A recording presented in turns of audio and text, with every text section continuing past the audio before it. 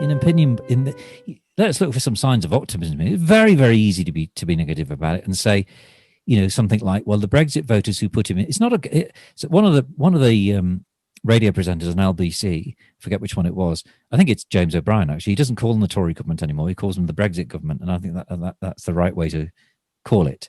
It was a single issue election in a twin issue election in last December, wasn't it? It was Brexit, and it was anybody but Corbyn was the line, I think. But the Brexit voters who put the Tories in, surely they will put them in for the next two elections. Don't know. I don't know. It depends how people see this pandemic, the way they've handled it, and how effective Starmer is in leading the Labour Party. I said we're going to look for signs of optimism, Michael. Have you found any there? Well, he's not any good, is he? No, he's not. He's not dangerous or anything, but he's the most uncharismatic bar of chocolate I've ever seen. Absolutely shocking. Yeah. He makes vanilla sound like hot chili. Yeah. He really that's what I meant, yeah. Vanilla ice cream, not chocolate. But that's what he is. He is literally boring. He is totally vacuous. Yes, he is. He's a decent performer or was a decent performer, wasn't he? When he put his QC Act on, and I'll never forget the line, "I am putting the Prime Minister on notice that I require that information next week." But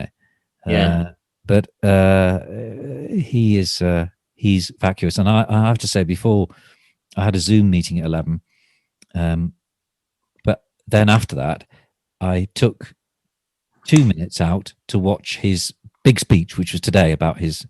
I don't know whether you saw it. I lasted 20 seconds before I thought, I literally can't listen to any more of this. I literally can't. Yeah. Whereas Tony Blair. Yeah, I saw the highlights of his speech on the it was the Guardian channel on YouTube. Not that I look for the Guardian in any shape or form. I loathe it. It was 2 minutes. Oh, it was awful. A good idea, his recovery bond. Good idea, though. I like that. It's good economics. But I'm afraid if he was giving out free money, I think some people would turn it down. Yes, sadly, if it was, he's really crikey.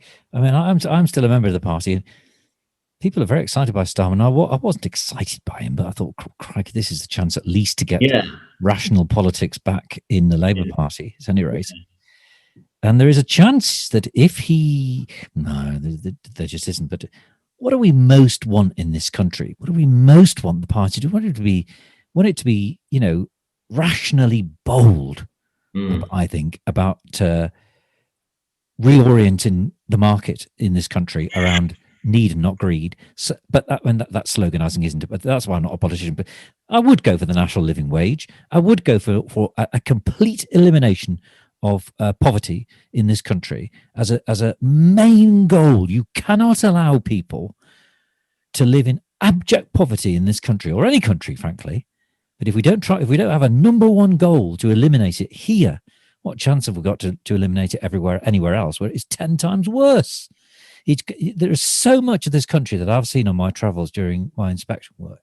So many areas of this country where I'm ashamed to be a taxpayer of the same country to which these estates belong now.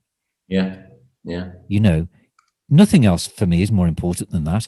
Not even the green agenda, because people won't sign up to the green agenda if they themselves live in absolute poverty and they can see, looking around them, nothing worth really saving. Well, in Ladywood in Birmingham, 51% of children live in poverty. Obscene, isn't it? I mean, and this is Great Britain. Well, that's a complete imperialist fabrication, isn't it? Well, it's a geographical reference, I suppose, but got to find some uplifts there. And I don't know. That would be my number one. And you got to seize people's imaginations. Mm. I suppose it isn't very positive, and that's why it's not, it's not nationalistic enough for the country where it is at the moment. And the fact that Starmer's, I know why he's doing it. Imagining that the red wall seats want to see politicians covered in union flags and standing up for the Queen and Nigel Farage and all that. I don't think he's right. I think what we've realised about this country, what I've realised about this country is it's a nation of Tories. Frightening. It is actually a conservative country. England. Yeah. Totally. I never thought it was, but it is. It actually is. The English people, that's how they are, and we are a conservative country with that's punctuated by the occasional Labour government. When people have just had enough of the grind of Tory austerity, which is what you always get, and them self-serving. It's really scary. It's worse than self-serving, in my humble opinion. It is actual. I'm not sure I'm even allowed to say this on something that goes out into the World Wide Web, but only 6 people listen, so who cares, really? It is actual criminality. I am certain of that, allegedly. As people have said, not least your daughter, the amount of money that's been shuffled out of the public purse and into the friends of this cabinet. People don't care. Well, they keep getting exposed on Panorama and nothing changes. Nothing changes. Dido Harding. Yeah. Married to a Tory MP. Amazing. And that was the reason why Cheltenham went ahead, because she's involved in that. Really? Is that so? Oh. Yeah. Yeah, she's involved. She's involved. Yeah, she got Cheltenham okayed. That's coming up. One of the 3 detonators. Gee whiz. The Liverpool football match was another one that was close around that time, wasn't it? Yep. And there was a rugby international. Oh well, of course, but that was but that was driven by Boris Johnson's manifesto to deal with COVID before he went on holiday, which was, let freedom reign. Yeah. Oh, God. That's it. Because the virus will respect a country that is rooted to the philosophy of Adam Smith entrepreneurialism. That's it. Capitalism. And so optimistically, before we move on to super optimism, which is Manchester City. Crikey. That'll be the secret police. But, see, optimistically, I can whenever I've been into, I think I can speak reasonably freely on this now that I don't work for Ofsted anymore. But when I've gone into schools to talk to young people about, what their views are on things, they're all completely fired by issues of justice and internationalism. Yeah, they are. Yeah. So they haven't bought it. No, well, they didn't buy Brexit, did they? The younger people. They did not. It was those people who will never ever experience the horrors of economic isolation who voted for it. Yeah, it's a bit depressing, this, isn't it? Right. Well, let us finish this bit, because we will talk again on, because I think we talked about 3 or 4 months ago on this in this way, so we'll do so again in 3 or 4 months, unless we're both driven into a basement of despair. So optimistically, therefore, the future is in the hands of the young people, of course, but perhaps they will see through all this nonsense. Perhaps they will. I worry for Kira so much. Your daughter has managed to make a huge success of her life, and Kira, if she ever listens back to this in the future, wonder what was Dad like when he was 60. I do. I keep saying to her, the public service is going to be the best route for you, because that's the last area to be at the whim of the market. Anyway, football, Michael. Yeah. Well, we sit here the day after City record their 17th consecutive win. I think it's 11 straight Premier League games. They've won every Premier League game this calendar year. First 10. No team's ever done that. And I think they're unbeaten in 24. Something like they've scored 34 goals and conceded 4 in the 11 games we've played. It's difficult. And of late, it's included in all competitions victories over the Dippers, the Rags. On their home turf, it needs to be said. Both of them. Everton on their turf. Spurs, which it was nice to completely outclass them. Chelsea on their turf. Yeah, and you go back to November, and I was in despair with City. And for context, I've travelled and watched City play football in the third tier of English football quite happily. I've quite happily attended matches when they were in the Championship, quite happily, wanting them to be better. I've watched them be relegated, sadly, but I've gone and watched and supported. And then I've gone through years of desperately awful football in the top flight. So there's no I'm a fair weather supporter, or none of that. And then in the last 10 years, I've watched them become the most dominant club side, I think probably in English football history. And I think possibly the most entertaining club side in English football history as well. The number of goals they've scored, the quality of football they play, some of the incredible footballers, record after record after record, 100 points, a domestic quadruple, treble, whatever you want to call it, 4 titles in a short space of time. There was a spell a few years ago where we were the only English side that had won domestic honour for almost 2 calendar years. Because of the lockdown, it delayed the FA Cup final last year.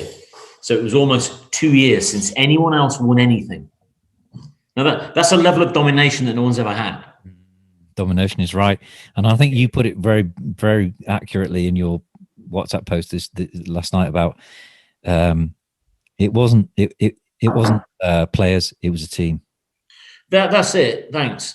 I'm just getting a tea brought to me there by the Honourable the Duchess, whatever her title is.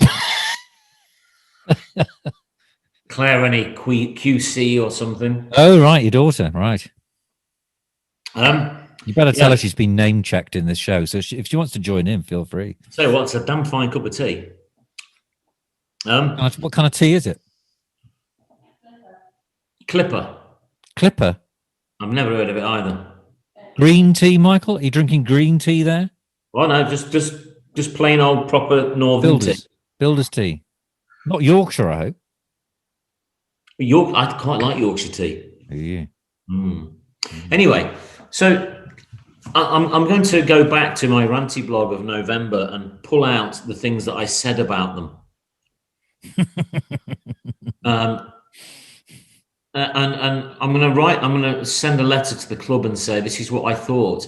It was all fueled as well by VAR and my falling out with the club over the tickets. I'm still very bitter about that. Not surprised. And but they were so bad. I described Cancelo as the worst player in Europe. And what I saw of him in the last few weeks, I would describe him as, I think he's going to be one of the greatest players ever to play for this club. I think That's so funny. he did some things last night that made me laugh. They were that good. He's so fast, creative, hard-working, a brilliant passer of the ball. He can go past people like they're not there. If he could just add a couple of goals into his locker, he'll just be fabulous. I thought Rodri was as mobile as probably a brontosaurus. I think I described him. Well, he was last night. I thought he was the best player on the pitch. Do you know? It reminded me of Yaya Toure. He exactly reminded me of that as well. The way he just put his body between himself and about 5 players and said, "Well, no, it's my ball." Yes. And then strode forward, and you had the same feeling last night, weirdly, as you felt with Yaya Toure. When he started coming forward, you thought, there's going to be a goal here. Yeah. Wasn't quite that. Yeah. But when he came forward, I thought, something's going to happen here. I mean, I said to him, this is dicey, this is. But then I just thought, they're going to up it. And they just upped it like they used to. I mean, Bernardo Silva is back to his best. This fella Diaz is, by some distance, the PFA Player of the Year, in my opinion. Oh, I think the best defender of the generation. I think. He's 23. You look at the age. What a buy! What a buy! Whoever scouted him. The age of this team. Diaz is 23. Cancelo is, I think, similar. Foden is 20. Is he 20? I thought he was 19, but 20. By God. I mean, they're so young. This team. Kevin De Bruyne is one of the oldest players. And he's what, 28? 30, I think. 30. No, F1 is 32. 35. Is he really? He is incredible. What an athlete that fella is. Yeah. Edison's young. Stones is young. I'm trying to think. Sterling's not that old. He isn't that old. He was early 20s, I would say. Yeah, the only player I could criticise last night was Jesus. So I just don't think he's good enough. He's not good enough. Yeah, it's all psychological with him now, isn't it? There's no doubt he's got latent talent, no doubt at all. The goal he scored against Spurs, I think it was that one, wasn't it, where he took it on 1 foot, turned and smacked it in. Was that not Spurs? No, that was Swansea. Okay, well, the technique is all there. Yeah. But he's got it. He's got it in his head that he can't score. I think he said, hasn't he, in one of the interviews, "I've got to sort this out in my head." I just don't think he's a striker. But I don't think Cancelo's a fullback either. Well, that's the beauty of what Guardiola does, though, isn't it? You can't put you've got to put 4 positions on each player, really. Well, I mean, Ian texted me last night to say a hands up emoji to say, what position is Cancelo playing? Because he played everywhere. He did, but he do you know what he did? I thought of this, and the comparison is stark. When I think we saw one of the very, very first games that Guardiola, perhaps even the first game, at the Etihad, and we were gobsmacked because he got his fullbacks. Was it Kolarov? It was. Well, we knew he was trying to play a system of 2 fullbacks who weren't going to be good enough to play that system. Could have been Kolarov and Sanya. Could have been, although I can't be quoted on that. It might have been Zabaleta. I think it was Kolarov, because he was the main reason why I stopped buying any season tickets at Manchester City, because he ruined every game he played in by the end. Well, throughout his time in there, I think. But he was played in midfield, and that gave them at least 5 midfielders with a back 3, back 2, and it was genius. And we all thought, this is genius. This is genius. What a thing to do! You suddenly got 5 midfielders. Yeah. But it quickly faded because Kolarov couldn't handle it. But last night, you couldn't see who was where, who was who. He's just this is the man's genius, isn't it? That he seizes on. Everybody else, like me, Aguero goes down, you think, oh, well, that's it then. I think I even said that season over. And KDB, he's down. Oh, well, there we are. What's going to happen now? Just capitalizes on it. False nine, call it what you like. Yeah. The danger for an opposition is you don't know who's going to pop up in the box next. Well, KDB's out, and Gundogan and Bernardo Silva suddenly emerge. Absolutely. That side last night didn't have an Aguero, De Bruyne, Stones, or Gundogan. Or David Silva, who hasn't been that long gone. Well, of players that could play for us at the minute. Ake, I don't know what's happened to him. I mean, he was never injured, comes to City, and he's injured. I don't know what's going on there. Gundogan, you see, it's interesting. I remember when we signed Gundogan. Yeah. Which I think was one of Pep's first signings, actually. I think it was his first. I can recall you saying, "We got a good knee, got a good knee." Even though everybody else was saying, "Well, he's come with this crook knee. He can't even play for 2 months." And you'd done a bit of research on him or something and found out that you thought he was the cat's pajamas. Yeah, it's the sort of player I like. A bit like Bernardo Silva.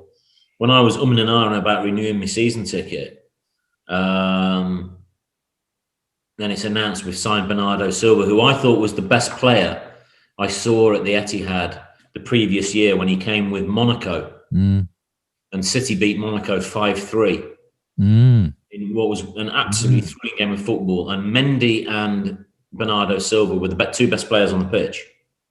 But Bernardo Silva was the best player on the pitch, even though they lost. When I heard they were signing him, I just thought, well, that's amazing. It is. It was, and it is.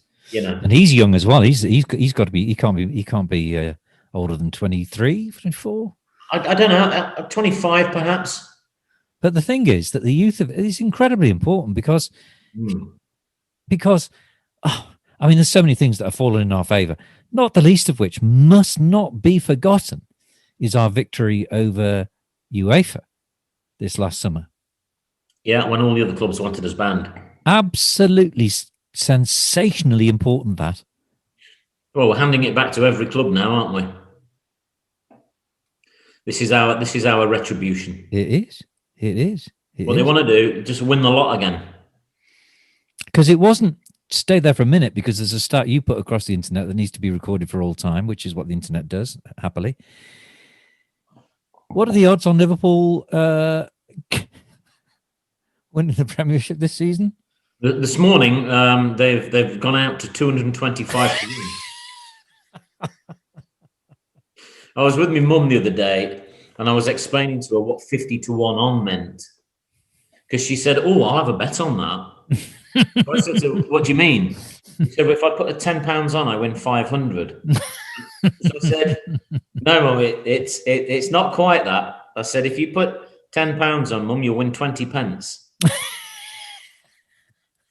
What a 20p then? You'd make it into a medallion, wouldn't you? You'd make it into a You incorporate it in part of your body. Oh, well. But I saw her this morning. I said, "You know what? I told you it was 50 to 1 on." I said it's now 80 to 1 on. Jesus. I think it got as far as 100 to 1 on the year we were Centurions, but insane. That's insane, isn't it? That's insane. I honestly think. I mean, this is going to be the 5th title we've won in 10 years. No, it's not. 12, 13, 14, 15, 16, 17, 18, 19, 20. Yeah, 5 in 10 years. It might very well be the most impressive win. Because I've not seen a team like this. No. And absolutely. Of all those title-winning teams, this is the best defence. Doubtless. And it's a defence, Graham, may I remind you, that doesn't have a settled left fullback. That is a very important reminder, actually. It's a defence that's so good, it supports Zinchenko at left back. Well, quite. Although, much as though I find him shocking. Steady. I think I know where this is going, Michael. Just steady on. If you look at his second half performance at Anfield and his second half performance against Spurs, they were both really, really good. But what gets me is every first half he plays is miserable. And it takes at halftime, somebody clearly gets in his ear and says, "You do this, this, and this. and he changes. Mm. His primary virtue is that he knows how to put a shirt on, and he stays reasonably fit. And I think, as John said, that gets him in the team. That gets him in the team. He can back pass with precision. Oh, John Conway fishes for England, doesn't he? He does what? He fishes for England. Fishes for England? Yeah. I hope it's British fish. Well, happy fish. He goes fishing. He's almost a troll. England have a fishing team. Do you not know the expression? No. Well, if somebody does something a lot, like he's a massive liar, you'd say, well, he bullshits for England. Oh, right. And this guy goes fishing. Okay. He'll say things like, "Oh, he's brilliant," when he doesn't mean it, to see if anyone bites. Which is why I always say, I see. So I didn't realise about it. Maybe we'll ensure we have a listenership of maybe 3 on this edition, because we're name checking John, who's a man of erudition, insight, and wit. There's no doubt about that at all. Pardon? And fishing. And as it turns out, but I thought he was. I think any comment he puts on WhatsApp, I think I'll pay attention to that. Well, this is a guy who supports Watford, and that's true supporting, though, isn't it? That's true supporting. If there's one team that Watford must look at and think, "Oh dear God," it's what City have done to them over the time I've known John. Right? Because City have, we beat them 6-0 in the FA Cup final, and he took his lad. And didn't the following game we played them? Yes. It was 8. Yes, that's right. Yeah, at Watford. 5-0 at Watford. 20 minutes. Yeah. I was with Ian that day, and I said to him, "I think they're going to get 12." And I think it was only out of mercy that they only took 8. Yet, but you're saying this in admiration, aren't you? You're saying this in admiration. I am, because I was going on to say, to qualify it, despite all that, John is part of a WhatsApp group that is about City. Yes, that's true. And yet has never wavered. Nope. Has never thrown the toys out the pram, and has always been complimentary. Very. That's as good a sport as you'll ever find. It is indeed. He's a very, very, very, very fine person. Because I can guarantee you this, Graham. Mm-hmm. If Watford ever beat City, I would not be the same. I would be appalling. Yes. Well, a gentleman never gloats. No. Michael, as you know, and I've never known you visibly happy when Liverpool have lost to us, or when Manchester United have lost to us. I've only ever known you to be courteous and empathetic. You've never had videos of me dancing around my bedroom. No. No. That video, if I was so inclined, I would have made that viral. That video of you, I think it was in your kitchen, actually. Was it in your kitchen? It's upstairs in the bedroom. Beautiful operatic song. It was an aria. Yes. Anything. It was finely crafted obscenity. There are a few things in life nicer than that. Going to Anfield and stopping them. That was I might call this episode 225 to 1. That's just insane, isn't it? It is insane, but it was so funny the way that happened as well, with the 2 errors, and the way City just sort of ripped them to pieces. It was just funny. And then Foden thrashing the 4th one in was just... Oh, was that not just one of the best moments of your footballing life? It was marvellous. It was marvellous. And what was funny about these Alisson things was that Sky, etc., were all loving him up as, oh, crikey, perhaps he had a touch of COVID. Do you know what he was? He was terrified. He was. He could see who was coming at him, and he thought, blink, and it completely got in his head, and that's both mistakes. I mustn't pass it to a City player. I mustn't pass it to a City. blinking neck. It's gone straight to Phil Foden. Right, the last thing I want to do here is pass it slowly to Phil. Oh, I've done it! Oh dear. These sky blue shirts look very similar to the red shirts. Yes. That's what happened there. Blinded by the light. And similarly comic was the Everton goal last night. Richarlison stands somewhere near the goal. He's only going to get a goal if he does that, because it needs to. What are the chances of him getting a goal via the post onto his knee and then in? I've got this thing, and I was going to say it, but I thought, no, he'll end up scoring. I don't think he ever scores against the bigger teams. He's so useless. And, that was incredible. I mean, the assist went to the post. It would go to the post. There's no doubt about that. The frame of the goal. But I've watched that goal half a dozen times, and I've no idea what the hell was going on. Because if you look, Ederson and at least two defenders are going the other way, and the ball goes this way, and it's like, well, what are you doing? It was like no. So this is how not to defend, and this is this brilliant defense, and you just think, I don't get that. I don't understand what I've just watched. But even at distance, there were about 7 men on the line. Even at distance, the Richarlison, you could see his face thinking, "What the hell's what's going on? Yeah, someone's just kicked me on the knee. It's a goal." Yeah. And in between him throwing himself to the floor. Penalty referee. Oh, scored. And he peels away as if he's just scored. He's just scored a Phil Foden. Let it be known. It would have been Foden. If he had run to the touchline and done a knee slide, kissing the badge. Yes. Having had that. Well, that's a good note to finish on there, Michael. I've taken an hour of your time. Yeah, no, that's great. We've touched base there. We've been slightly gloomy about world affairs, but sometimes football needs to compensate for the horror of reality. Yeah. And it does for us. It doesn't for Liverpool, because they're 225 to 1. It's what Manchester United, let it be said, aren't they 400? No. Chelsea are 400. Chelsea are 400. To finish on, let's have some maths.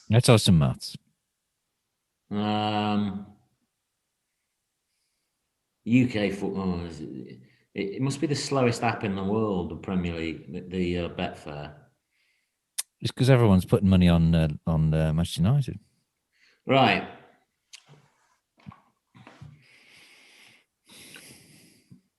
Right. City are 80 to 1 on. United are 60s. Leicester 125. Chelsea and Liverpool are both 225 to 1. Everton are 500 to 1. The Jose Mourinho revolution at Spurs has them sweeping in at 750 to 1. 150. I mean, even West Ham are 500 to 1. I mean, at the start of the season, when it's all before a kick's been struck, Aston Villa are 1,000 to 1. At the start of the season, when no one's kicked a ball, those are the sort of odds you get from Morecambe Bay. Yeah. Yeah. What are my chances of marrying the Queen? I tell you what, we'll be laughing at our face if we don't get it. But you see, God, yeah. Even the BBC, and BBC are notoriously pro anybody but City. They were calling it they were calling it a procession to the title, which is always dangerous. I find that always very dangerous. It is dangerous. I mean, I said last week, I thought, you know what, Spurs at home, Everton at home, it's going to be tricky this week. Very, very tricky. And just dismantled it. And I just think, well, Arsenal away, it's going to be really tricky. So we're going to lose 3-0 at Arsenal. The problem is, it's like, when I looked at the side last night and Ian texted me to say, I wouldn't want to play against that lot. And I looked at it and I thought, do you know what? Throughout the day, I was thinking, I wonder what, can we get a side out here tonight? We've got no De Bruyne, no Gundogan, no Aguero, no Ake, and didn't know Stones was in it. And it was like, I don't like the smell of this tonight. And then you see it and you just think, I wouldn't want to play against that. And this is the problem. We can say, well, you know what, Everton are dangerous, you know.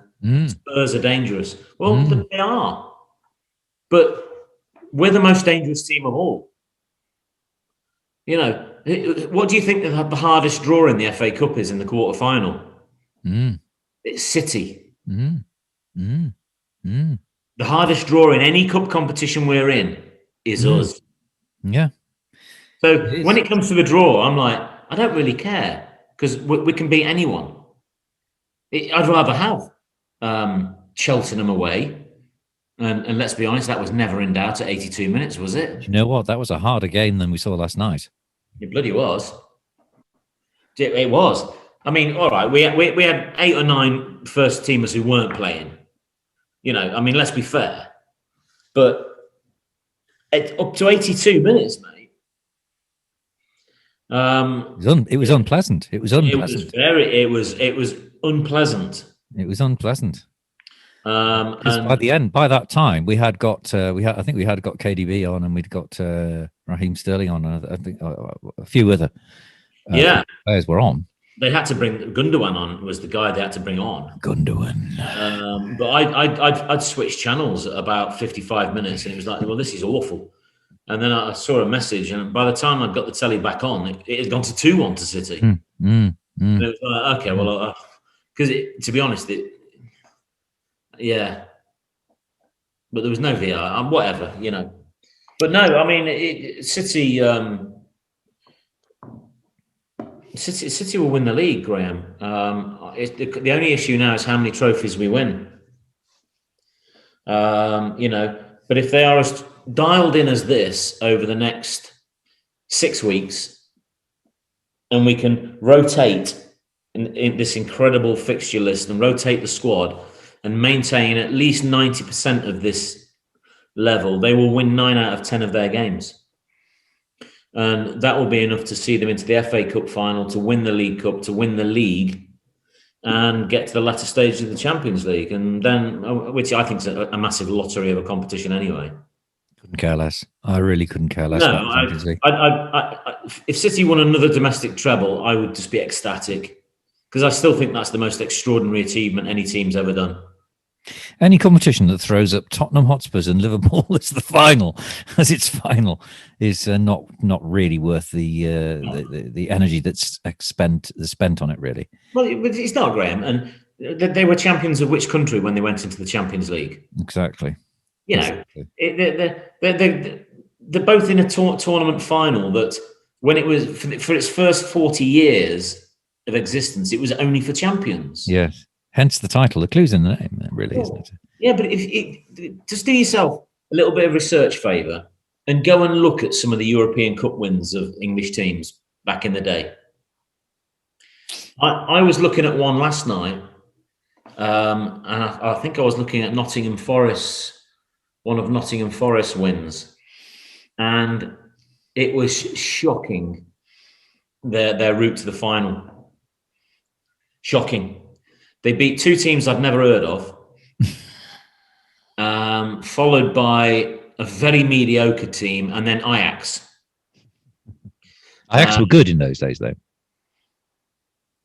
Well, they were good enough to win the Dutch league, but you know, yes, but it was just unbelievable, the route to the final. You think, well, I'm sure Liverpool one year beat some Irish team, Finn Harps or Crusaders or Dundalk or something. Glentoran, I think, wasn't it? It wasn't. It wasn't.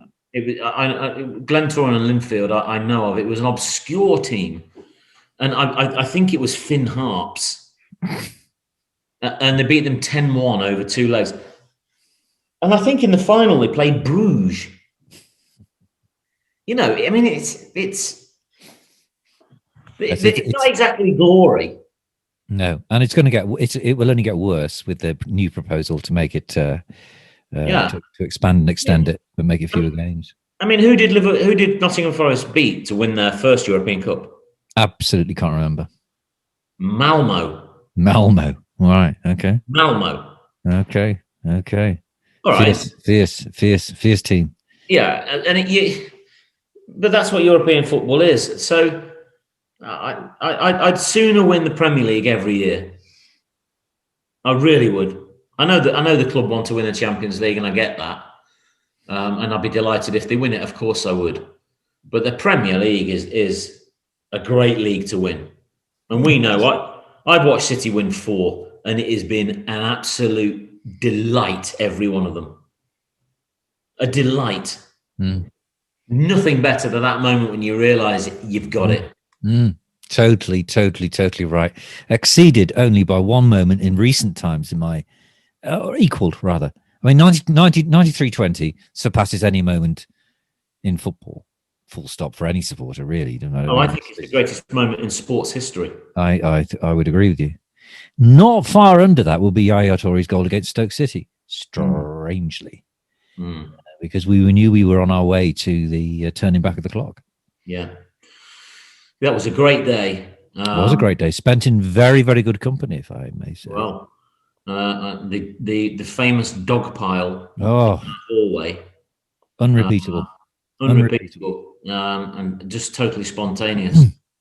How great it would be for these newly found players. Let's leave it on this. I know I said that 3 times. Yeah. Both listeners have dropped off by now. Yeah. John might still be on because he might be thinking, I wonder if there's going to be another name check. And there is. Yeah. Wouldn't it be brilliant for Phil Foden, Gundogan, Rodri even, to have a superb end to their season? Because they all began it, with shadows over them, and for them to lift the, I can't really say it, but if they're involved in a significant win at the end of the season, that not only is brilliant for them, but it sets us up for the next year or two very nicely, which is what we need. Complete domination of football from now to the end of time. I will accept nothing less. Yeah. You have the last word, Michael. The floor is yours. I think a few weeks ago I said I thought they'd win the league by 20 points. I still believe that. I think they're a point a game better than any other team. There's 14 games left. There might be 24 points. Everything is geared, I think, this year to the Champions League. I think they're getting themselves into a mindset that is I've not seen before. I don't know. 2019, basically, when Liverpool dropped 2 points against Everton, I said to myself, well, they've got to win 14 consecutive games then. And they won 14 consecutive games. That was unbelievable, that run-in where they both won 14 games. Unbelievable from both teams, to be fair. But they've got that again. But they've got a defence this time. And a great defence, you win an awful lot when you've got that. An awful lot. And I think they've got a really big chance in Europe. Correct. I think that's a real big chance. Good note to finish on there, Michael. Thank you. Okay, buddy. Thank you for your time. Uplifting at the end there. Yep. And we'll keep in touch, mate, as we do every day.